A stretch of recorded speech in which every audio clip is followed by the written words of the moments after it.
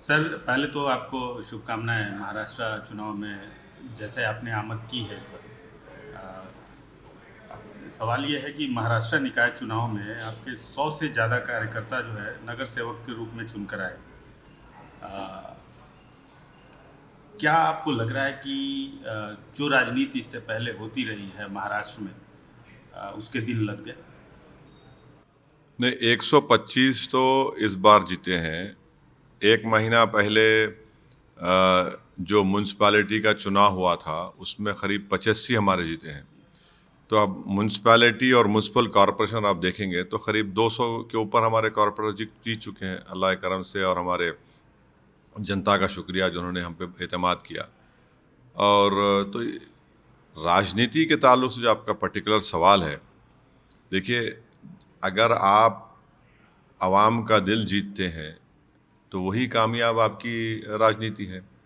और अगर आप नहीं जीत पा रहे हैं तो फिर जाहिर है आप उस पार्टी में या जो भी नहीं जीत पाए तो उसमें कोई कमज़ोरी होगी। मगर हमारा जो पार्टी का काम करने का तरीक़ा रहा, हम लोग बरसों से काम कर रहे हैं। और क्रेडिट यकीनन देना पड़ेगा जनाब इम्तियाज़ जलील साहब को, यूसुफ पुंजानी साहब को, मुफ्ती इस्माइल साहब को, वारिस पठान को, और जितने फिरोज़ लाला है, इन सबों ने बड़ी मेहनत की और ज़मीन पर ये लोग रहकर मेहनत किए। बहुत सी जगह पे हमको जहाँ पर हम समझ रहे थे कामयाबी हमें नहीं मिली, तो ज़ाहिर है उसको भी हम सही करेंगे। तो सर सियासत में कामयाबी के जानिब से एक शब्द है तुक्का। तो कई लोग कह रहे हैं कि तुक्के से इतनी ज़्यादा सीटें आ गई, क्या कहना है आपका? अब मुबारक हो उनको, फिर उनको तुक्का नहीं लगा, फिर उनका हमारा लग गया। बकवास है ये। अगर आप इलेक्शन से पहले से मेहनत करते नहीं आएंगे और फिर अब इलेक्शन कैंपेन जो होता है 10-12 दिन का, उसमें अगर आप सही मेहनत नहीं करेंगे, आप तुक्का बोल रहे हैं, तो मुबारक हो तुमको। अगर आप इलेक्शन को इस तरह से यानी देख रहे हैं तो ये तो तौहीन है उन तमाम वोटर्स की जो निकल कर अपना सुकून छोड़कर, अपनी तकालीफ छोड़कर, अपनी नौकरी छोड़कर, तकलीफ उठाकर वोट डालते हैं। तो ये तो उनकी तौहीन कर रहे हैं। तो ये जो भी ये कह रहे हैं, ये इनका अहंकार है, गुरूर है, और ऐसे लोग कभी नहीं सुधरते। सर महाराष्ट्र की सियासत में जो लोग अपना एक अधिकार समझते रहे हैं, ख़ास तौर से महाराष्ट्र की सियासत में राज ठाकरे, एनसीपी के शरद पवार, इनसे ज़्यादा आपकी सीटें आई, इसकी क्या वजह समझते हैं? इसकी वजह जो मैं पहले बताया हूँ आपको कि हमारी जो टीम है इम्तियाज़ जलील साहब के साथ, हम लोग पूरी मेहनत कर रहे हैं। मैं खुद जाते रहता हूँ वहाँ पर।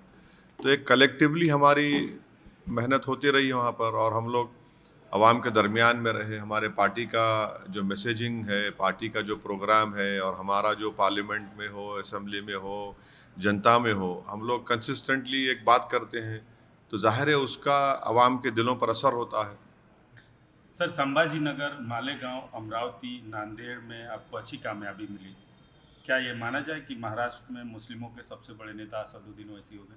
नहीं, नहीं, नहीं, मैं शुरू से यही कह रहा हूँ कि मैं मुसलमानों का नेता नहीं हूँ, ना मैं कोई बनना चाह रहा हूँ। हाँ, हमारी पार्टी की पूरी कोशिश यही है कि हम नेता को बनाएं, और इंशाअल्लाह ताला एक नहीं, ऐसे सौओं की तादाद में ज़मीनी सतह से नेता हमारी पार्टी से बनेंगे, बन रहे हैं, और वही फ्यूचर को मुस्तकबिल में आगे जाकर लीडरशिप का रोल निभाएंगे। सर इस बार मराठवाड़ा में, पश्चिम महाराष्ट्र में, मुंबई जैसे शहरों इलाकों में आपकी मजबूती हुई। इसके पीछे वजह क्या रही? क्या आप बार बार अपनी मेहनत और अपने कार्यकर्ताओं की मेहनत की दलील दे रहे हैं, जो सियासी सूरत हाल जो बनी चुनावों के दौरान, आप उसको भी वजह मानते हैं या नहीं मानते हैं? क्या सियासी सूरत हाल? सियासी सूरत हाल तो बदल ही नहीं रही, देश में एक ही सूरत हाल है। उसमें तो उससे क्या करना है? अगर आप इलेक्शन से पहले काम नहीं करेंगे, इलेक्शन कैंपेन अगर आप दिन रात एक नहीं करेंगे, इंटेंसिव कैंपेन नहीं करेंगे। मिसाल के तौर पर औरंगाबाद में एक हमारे जो पार्टी के अपोनेंट्स है, एक माहौल बनाने की कोशिश की है, और वो पूरा माहौल उन्हीं को शिकस्त हुई। तो जब तक आप जाएंगे नहीं और दूसरे पार्टियों के गलतियों का फ़ायदा नहीं उठाएंगे, तो फिर कैसा होगा? अबू आजमी के इलाके मानखुर्द में भी आप जीते हैं। हाँ, वहाँ पर 8 में से शिवाजी मानखुर्द में 8 प्रभाग थे, उसमें से 6 हम लोग कामयाबी हासिल करे। और मैं इसका क्रेडिट देता हूँ जनाब अहमद बलाला साहब जो वहाँ के ऑब्जर्वर थे, और वहाँ के हमारे अतीक साहब जो वहाँ के प्रेसिडेंट हैं, उन्होंने अच्छे उम्मीदवारों का सिलेक्शन किया। और मैं सलाम करता हूँ, शुक्रिया अदा करता हूँ वहाँ की जनता को कि उन्होंने बड़े ही बेपनाह मोहब्बत के ज़रिए हमको वहाँ पे कामयाब किया। बल्कि इकबाल साहब हमारे दलित उम्मीदवार भी वहाँ से कामयाब हुए। सर, क्या बीएमसी मेयर चुनाव में आप बीजेपी को समर्थन देंगे? देखिए प्रमोद साहब, ये हो ही नहीं सकता। समंदर के 2 किनारे कभी एक नहीं हो सकते। एक हमारे अकोट से 5 कॉरपोरेटर जीते थे, उनको हमने वार्न किया था। पहले उन्होंने हमसे कहा कि गुट बनाते वक्त उनको नहीं मालूम था कि बीजेपी है, तो हमने उनसे कहा कि फ़ौरन जाकर आप आपके म्यूनसिपल कमिश्नर लेटर दीजिए, उस ग्रुप से बाहर निकलिए। उन्हें लेटर दिया। बाद में मालूम हुआ कि बीजेपी नेता के बेटे को उन्होंने कोऑप्शन में तायद की, तो इम्तियाज़ जलील साहब ने उनको पार्टी से सस्पेंड कर दिया। और अगर कोई भी, चाहे बीजेपी हो, एकनाथ शिंदे हो या अजित पवार हो, इनके साथ जाएंगे तो पार्टी उनके खिलाफ एक्शन लेगी। हम नहीं जा सकते उनके साथ। सर, आप बार बार इस बात का विरोध करते हैं कि आप पे आरोप लगता रहा है चुनाव के दौरान, और लगातार लग रहा है, चाहे आप बिहार में लड़ें, चाहे आप गुजरात में लड़ें, चाहे आप झारखंड में लड़ें, चाहे महाराष्ट्र में लड़ें, कि बीजेपी के साथ आपका कहीं ना कहीं मैच फिक्स होता है। उस पर आप हमेशा उसकी मुखालफत करते आए हैं, लेकिन कहीं ना कहीं कुछ सियासी पार्टियां या आपके विरोधी ये नैरेशन बिल्ड करने में लग गए हैं, और कहीं ना कहीं मुस्लिम जो माइनॉरिटी भी है वो भी कहीं ना कहीं कुछ लोग नहीं, हद तो ये हो गई कि मेरे वालिद वालदा ने मुझे बड़ी तरबियत दी, पढ़ाया लिखाया, और अल्लाह का बहुत बड़ा करम रहा। तो मेरी बारेट लॉ की डिग्री लिंकन जिन से किया। तो कोई एक महाशय बोल रहे हैं कि वहाँ पर वो शख्स भी बारेट लॉ की डिग्री लिया था, तो ओवैसी वहीं पे चला गया, तो इसलिए राजनीति उसकी ऐसी है। यानी इतने अहमक हैं कि उनको ये नहीं मालूम कि भारत के कई बड़े बड़े जजेस, पॉलिटिशियंस भी लिंकन जिन से बारेट लॉ की डिग्री लिए। और मैं तो कोई ऐसा ब्रिलियंट स्टूडेंट नहीं था, और मेरे स्कूल में जो मेरे साथी थे या कॉलेजेस में, वो इस बात को बताएंगे। मगर बड़ी मेहनत से जुस्तजू करके, तकालीफ उठाकर हम अपनी तालीम का सफ़र मुकम्मल किए, तो उस पर भी उंगली उठा रहे हैं। तो अब नहीं मालूम देखिए, मैं तो कोई कंपटीशन में नहीं हूँ कि मुझे पसंद करे। आप मुझसे नफ़रत करते, अल्लाह आपकी नफ़रत आपको मुबारक करे। मैं चुनाव लड़ूंगा, और इनके इस तरह की बकवास, झूठे इल्ज़ामात इस बात का पैगाम देती है कि मैं जो कर रहा हूँ मैं उसमें कामयाब हो रहा हूँ। और ये लोग ऐसे मिजाज के लोग हैं जो ये देख रहे हैं कि अंग्रेज़ी का शब्द है कि इनको लग रहा है कि पॉलिटिकल इक्विलिब्रियम पूरा डिस्टर्ब हो गया एमआईएम और ओवैसी से। हम पॉलिटिकल इक्विलिब्रियम को डिस्टर्ब करेंगे। आप जो बरसों से चौधराहट करके जो मुस्लिम समाज का, दलित समाज का नुकसान कर रहे हैं, हम उसको रेक्टिफाई करेंगे। और अगर ये जो इल्ज़ाम लगाने वालों को तकलीफ़ इस बात की है कि वो घर बैठकर राजनीति करते थे और सौदेबाजी करते थे, ये एजेंट हैं, ब्रोकरी का काम करते थे, हम इनकी दुकानों को बंद करने की कोशिश कर रहे हैं। क्योंकि ये जो इल्ज़ाम लगाते हैं, इनका ज़मीन पे 1 पैसा कनेक्शन नहीं है लोगों का। ना उनमें इतनी हिम्मत है कि विधानसभा हो या पार्लियामेंट में हो, खड़े होकर खुलकर बीजेपी की मुखालिफत भी करे और सच्चाई को बयान करे। वो नहीं कर सकते लोग। सर, सवाल उसमें ये था कि आपका जो बेसिक वोट बैंक है मुस्लिम कम्युनिटी, उसमें ये नरेशन होता जा रहा है, बनता जा रहा है। कुछ लोग एक तबका मानता जा रहा है कि आप बीजेपी के साथ। अरे छोड़िए ना, कितने लोग हैं मैंने नाच ना जाने तो आंगन टेढ़ा। जनता वोट डाल रही है, हमको कामयाब कर रही है। आपने हमारे 4 विधायक को तोड़ लिया बिहार में, वो क्या गांधीयन काम था? इतनी बेशर्मी है लोगों में कि तुम जब तोड़ते तो तुम्हारा तोड़ना बड़ा नेक काम है। और वही काम महाराष्ट्र में हो गया, शिवसेना के 2 टुकड़े हो गए, एनसीपी के 2 टुकड़े हो गए, कर्नाटका में कांग्रेस की सरकार के एमएलए भाग गए, मध्य प्रदेश में भाग गए, तो आपने आसमान को सर पे उठा लिया। यही इन लोगों की मुनाफिकत है, जिसको अंग्रेजी में बोलते हिपोक्रेसी है। ये दोहरा रवैया है इनका। आप 4 तोड़े हमारे, माशाल्लाह से हम दोबारा जीते, और फिर जो हमारे विधायक थे कोचादामन के, जिनको आपने टिकट नहीं दिया, उनको इस्तेमाल किया, मैं उनके घर गया और जाकर उनको वापस ले आया हाजी साहब को मैं। सर, इन चुनाव में कई ऐसी बातें उठी जिससे आप किनारा करते रहे हैं या आपकी पार्टी को वो चीज़ तकलीफ भी दे चुकी है। 15 मिनट और बुर्का, क्या इन सब चीज़ों अरे को उठाना जरूरी था? प्रमोद साहब, आपकी बिरादरी चलाती है न्यूज़। मैं हमें बोला क्या प्रमोद साहब चलाओ बोल के कभी आपको कोई चीज़? कभी आप, मैं किसी को बोला कि कभी नहीं बोलूँगा मैं। हम अपने विधानसभा चुनाव में नीचे पुलिस ठहरी हुई थी, और एक विधानसभा में वहाँ उन्होंने घड़ी बताया हमको, ऐसा बताया कि सर 15 मिनट, मतलब भी बोल रहे हैं 15 मिनट, और उसी के दूसरे दिन हम क्या देख रहे हैं कि पूरे हमारे मीडिया के हजरात उसको इशू बना दिए। अब चुनाव जो हुए 15 तारीख को हुए, मैंने कहा देखो ये बोलते थे अब 15 को चुनाव हुए, अब इसमें मैं क्या करूं?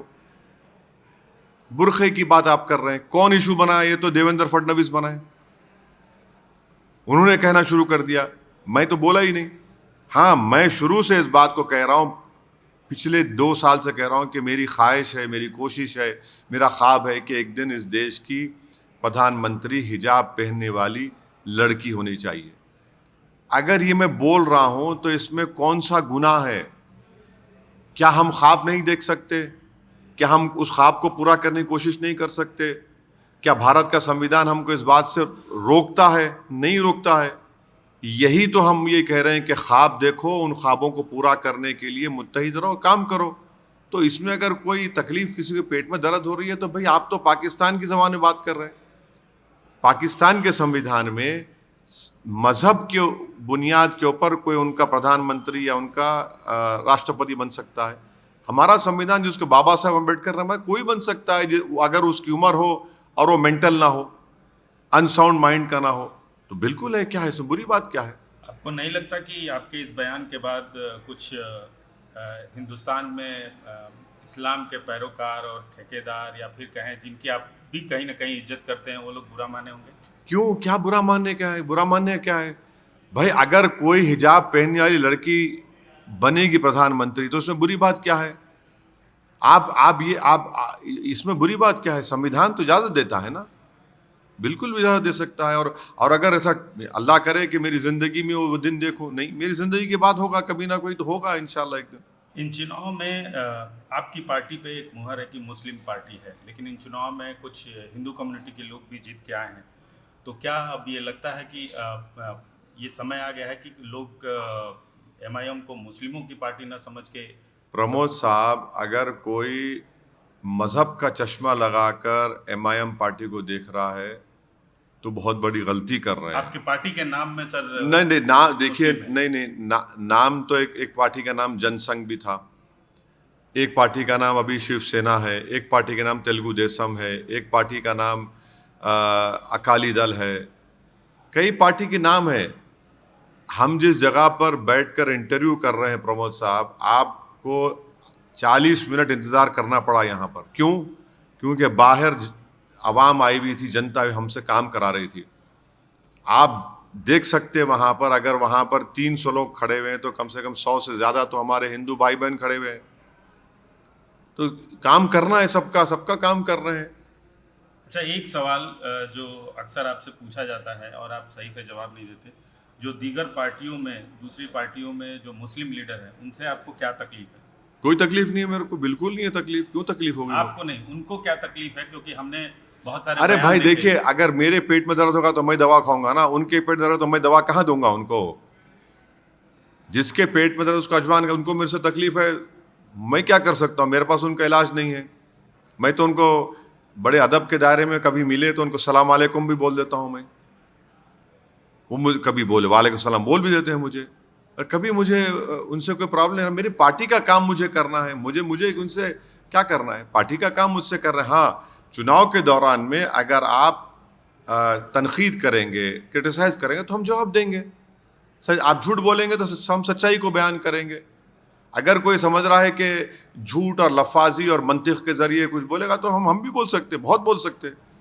सर, आपकी पार्टी कई राष्ट्रीय पार्टियों से ज़्यादा दखल रखती है। अगर ये देखा जाए कि चुनाव के मामले में आप बहुत सारे स्टेट में चुनाव लड़ते हैं और जीत कर भी आते हैं, तो क्या आपकी पार्टी राष्ट्रीय पार्टी की तरफ बढ़ी है और उसके लिए कोई रोड मैप है? अभी तो हम पार्टी को एक्सपैंड कर रहे हैं। पार्टी कई प्रदेशों में जाकर इलेक्शन लड़ रही है, और भी लड़ने की हम कोशिश कर रहे हैं, और फिर इलेक्शन लड़े तो जीतने की कोशिश करेंगे। फिलवक्त तो ये है, ये कोशिश हमारी जारी है। अब आगे देखिए क्या होता है।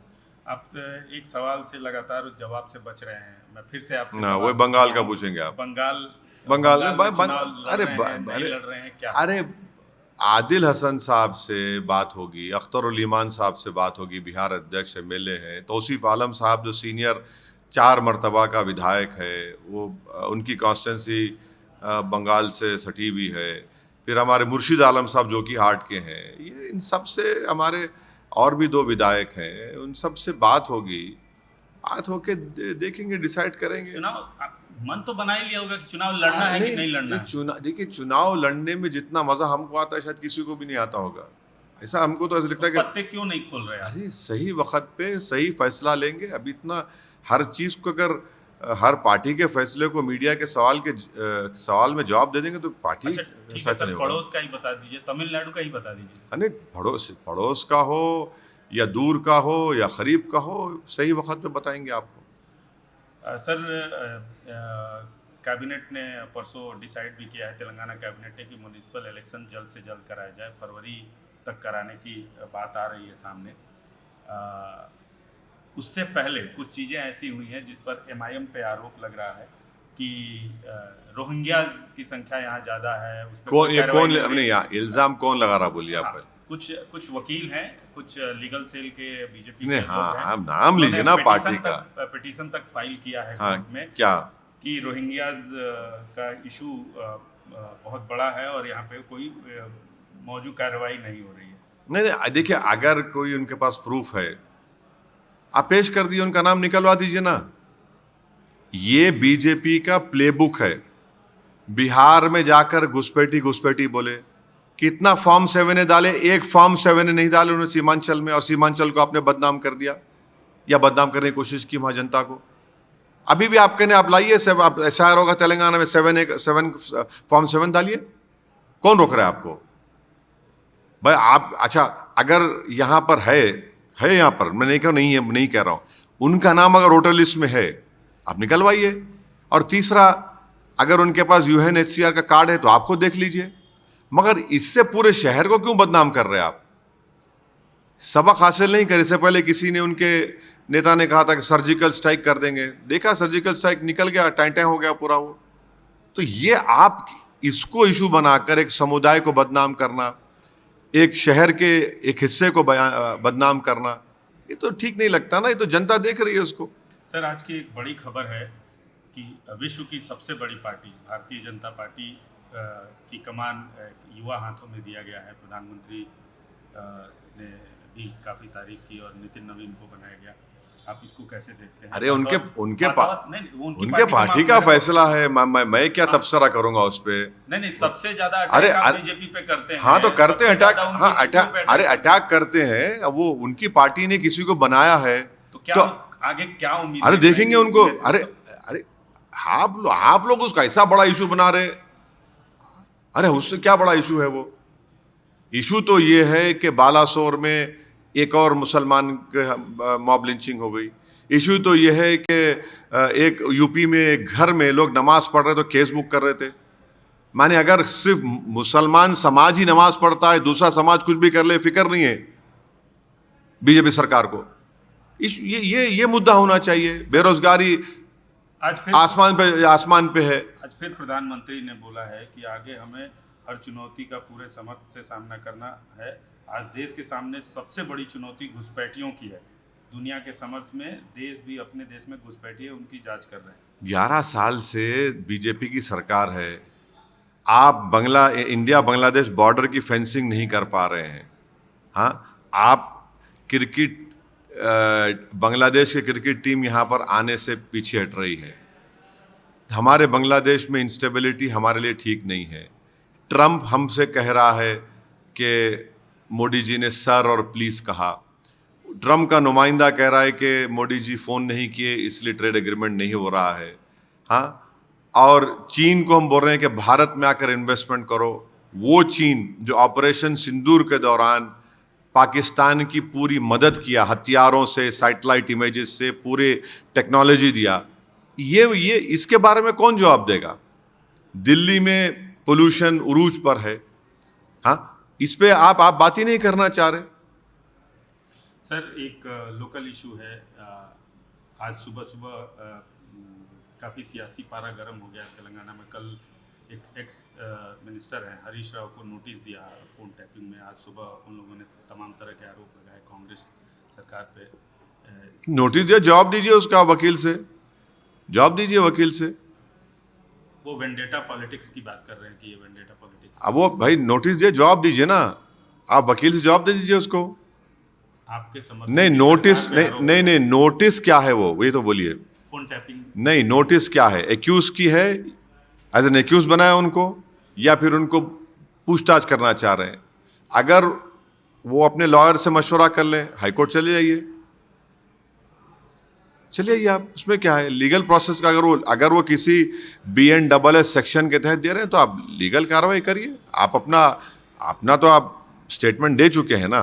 लेकिन BRS की तरफ से कहा जा रहा है कि मौजूदा सरकार वेंडेटा पॉलिटिक्स के तहत ऐसी कार्रवाइयां कर रही है। उस पर आपका क्या कहना है? भाई नोटिस दिए हैं, नोटिस का जवाब दे दीजिए आप, खत्म हो गया। या तो आप कोर्ट को जाइए, आपके ने पूरा लीगल ऑप्शंस हैं, आप लीगल ऑप्शंस को पूरा इस्तेमाल करिए। पॉलिटिकल आपने तो बात कर दी पॉलिटिकल, आपने अब आप लीगल ही करिए, लीगल करिए आप। सर, एक सवाल और है कि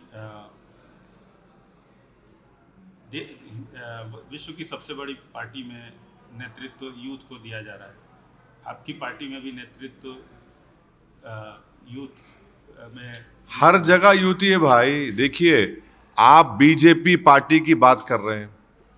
भारत देश पूरे विश्व में एक ही देश है जिसका डेमोग्राफिक डिविडेंड जो इसको बोलते हैं, जिस देश की 60% आबादी 40 साल से कम उम्र नौजवानों पर मुश्तमिल है। उनको रोजगार नहीं है, उनके पास स्किल्स नहीं दे रही सरकार, उनको सही राह नहीं दिखा रही है, और ये डेमोग्राफिक डिविडेंड और 20 साल रहेगा। इनके लिए क्या कर रहे हैं मोदी सरकार, ये बोलिए। आप देख लीजिए, आपकी पार्टी के लिए आप जो है कर रहे हैं, मगर वो जो देश का नौजवान जो 40 साल से कम उम्र है, अरे भाई 18 साल से लेकर 30 साल के दरमियान में 50% की आबादी है इस देश में, 133 करोड़ का देश। उनके लिए क्या हो रहा है बताइए? उनके लिए कब होगा?